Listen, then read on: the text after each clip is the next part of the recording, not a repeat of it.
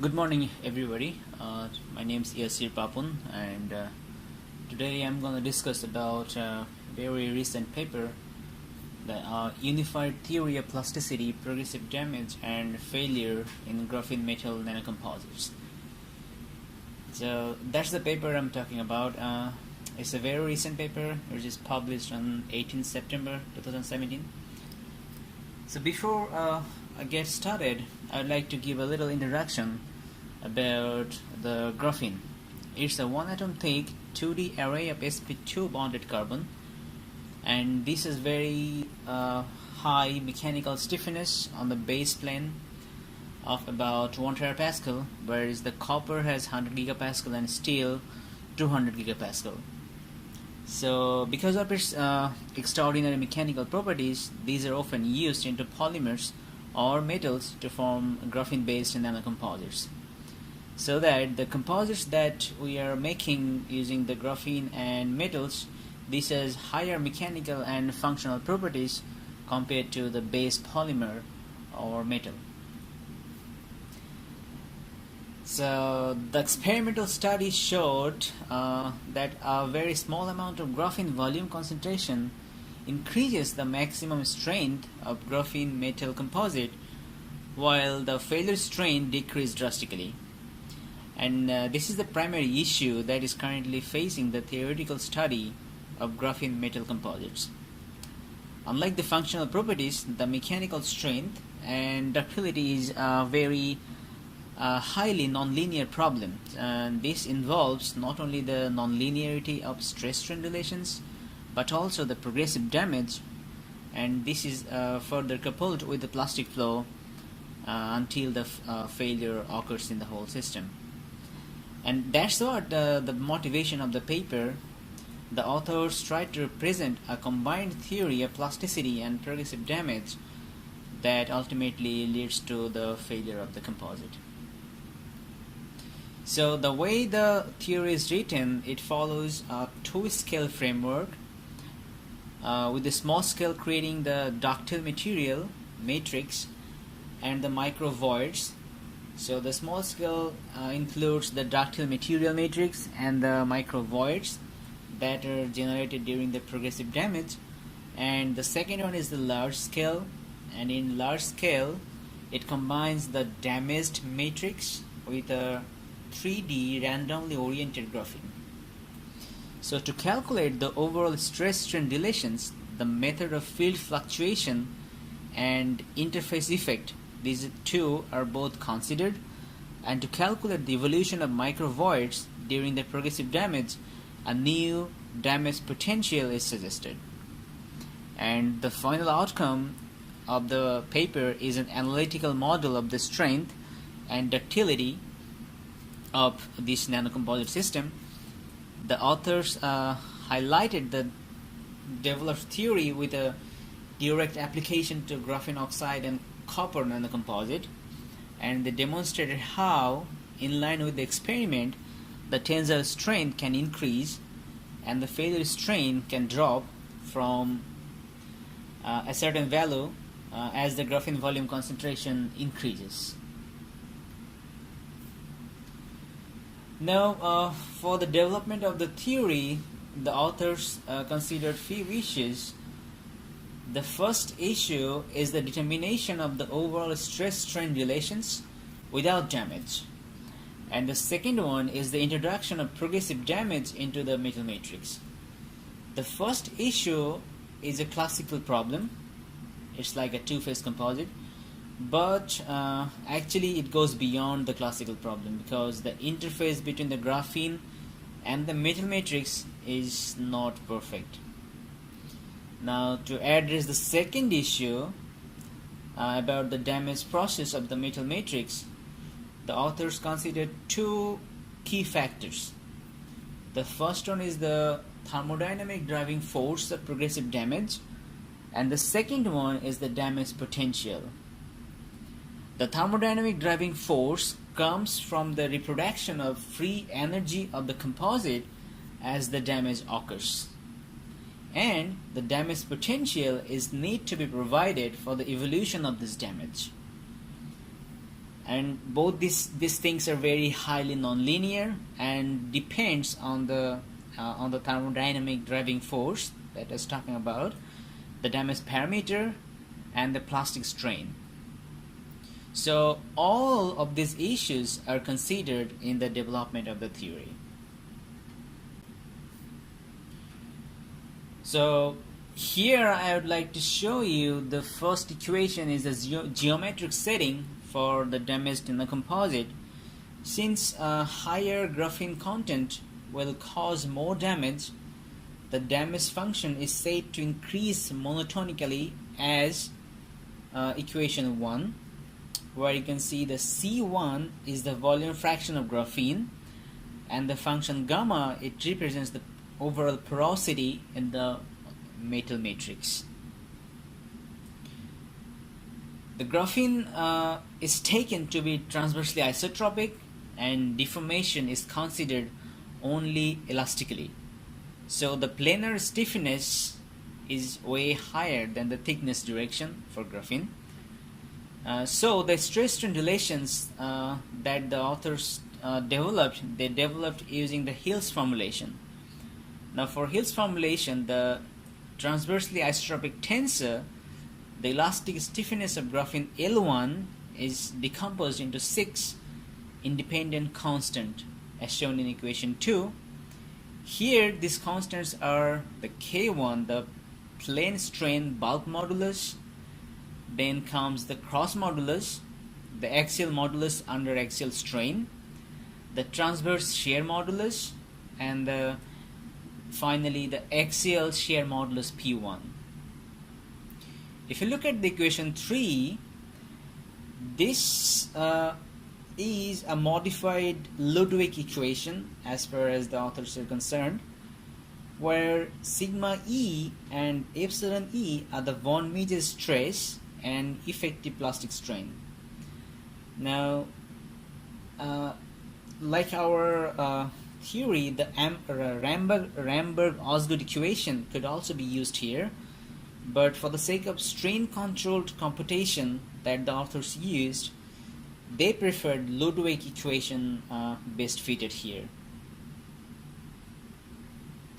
Later, the authors applied a two-scale homogenization scheme with spherical void inclusion. The authors reported that all the methods for homogenization are identical, and it leads to the Mori-Tanaka results. So they adopted the Mori-Tanaka method for both small-scale and large-scale problems.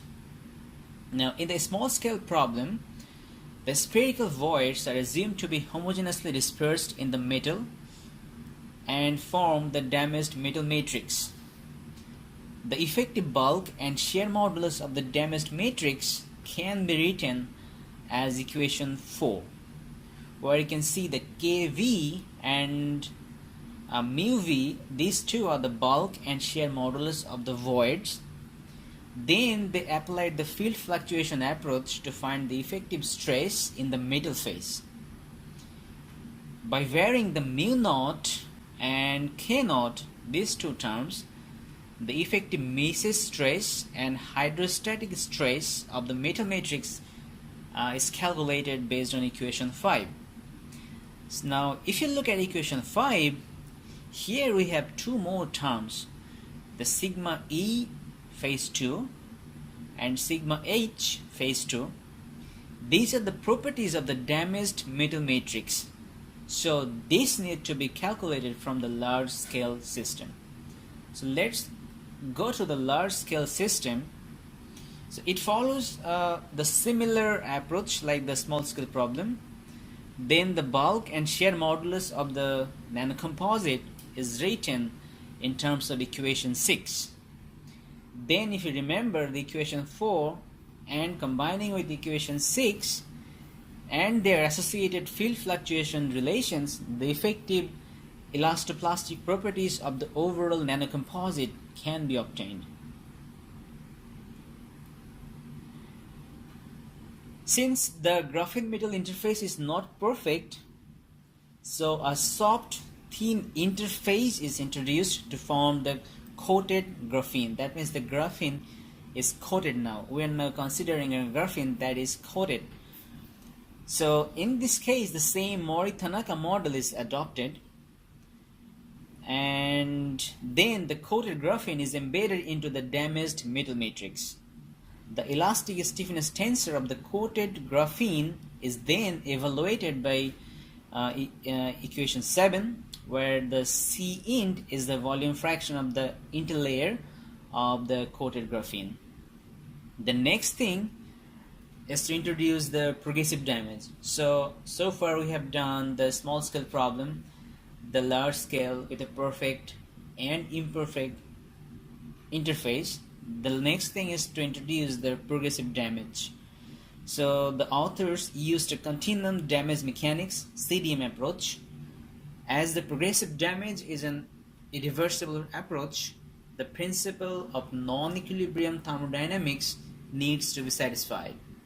So that's what the equation 8 says, where the psi E is the elastic free energy density of the damaged matrix. Then we see the damage parameter D here, which is written as equation 10. This damage starts to increase only when the effective von Mises stress reaches to a critical value. The increase of damage parameter D with respect to the plastic strain is written as equation 11, and this is proportional to the thermodynamic driving force F dRIV. So that's how the theory is being developed. If you look at the results section, okay, so the first goal of the paper is to examine how the graphene volume concentration influences the overall stress-strain relations, and in particular the maximum strength and ultimate failure strain is to be taken care. The theoretical results will be compared to the experimental data. So these two figures in the left shows the effective Young's and shear modulus of the overall nanocomposite as a function of graphene volume concentration, and we have considered here both perfect and imperfect interfaces. The computational results show that the both modulus increase with increasing graphene volume concentration. Also, as the imperfect index of the interface rho naught increases, the imperfect interface also lower the effective modulus. During the progressive damage, voids are generated in the ductile matrix. So the two figures in the right give the effective Young's and shear modulus of the overall nanocomposite as a function of the matrix porosity. Okay, so within the given range of porosity and graphene volume concentration, the effective modulus decreases with porosity increases and increases with the graphene volume concentration increases. This suggests that the damage in the metal matrix indicated by the matrix porosity, this can have a significant effect, which is more than the imperfect interface index rho naught, which is illustrated in the left two figures.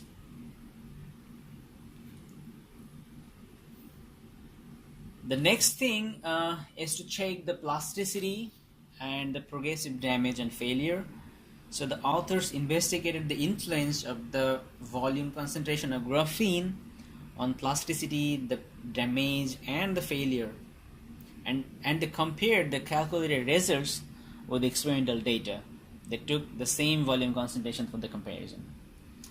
So the figure on the left, it shows the calculated stress-strain curves at the 3 graphene volume concentrations. So after the yield point, the true stress increases non-linearly due to the strain hardening of the ductile metal matrix. The rate of increase gradually slows down due to the progressive damage, and the curve then reaches to a maximum that marks as the maximum strength of the composite. Then the stress starts to decrease due to the increasing effect of the progressive damage in the metal phase. And finally, the true stress falls rapidly to zero, marking the failure of the composite. And this follows well with the experimental data. Now, if you remember, in the introduction, we told something, the opposing trends between the strength and ductility of the composite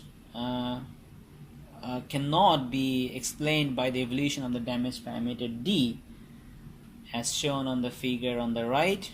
If you look at the figure on top, the damage parameter remains initially 0.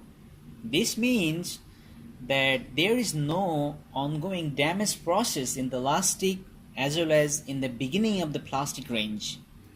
And after the threshold point, the damage parameter D starts to increase from 0 to ultimately 1. This increase is very steep at the high graphene volume concentration, and this steeper increase leads to an earlier failure of the composite. The corresponding evolutions of microvoids are also illustrated with the dashed lines, you can see. And if you combine both the two figures on the right, we can also observe that at the tensile strain of 0.05, there is still no damage in the ductile metal, even though it has already entered into the plastic state. So in the early stage of plastic deformation, there is no progressive damage yet. Graphene volume concentrations can also have an impact on the onset of plastic deformation. A closer look at the inset of the bottom right figure for the effective stress in the elastic range, you can see this indicates that a higher graphene volume concentration will bring in a lower effective stress in the ductile material and will postpone the onset of plastic deformation. So finally, in this paper, the authors have developed a combined theory of plasticity and progressive damage, and ultimately leads to the failure of graphene metal composite. This theory is based on HOB type formulation with graphene sheets represented by very thin inclusions. And now we had a very little introduction of HOB's work in the theory of plasticity course with Dr. Berkey. Luckily we got some idea on that. And 4 key components have been involved in the theory. 2-scale homogenization scheme, where the small scale includes the metal and microvoids. Large scale includes the damaged metal matrix and graphene fillers. The second is the introduction of thin layer, and then the derivation of thermodynamic driving force, and finally the introduction of the damage potential. So few of the things the author didn't consider for the development of the theory, although I feel it's still quite complex. The things they didn't consider is the graphene waviness, the distribution of the microvoids, and the surface elasticity of the graphene. So these few things the authors haven't considered. Others the theory looks good. Thank you.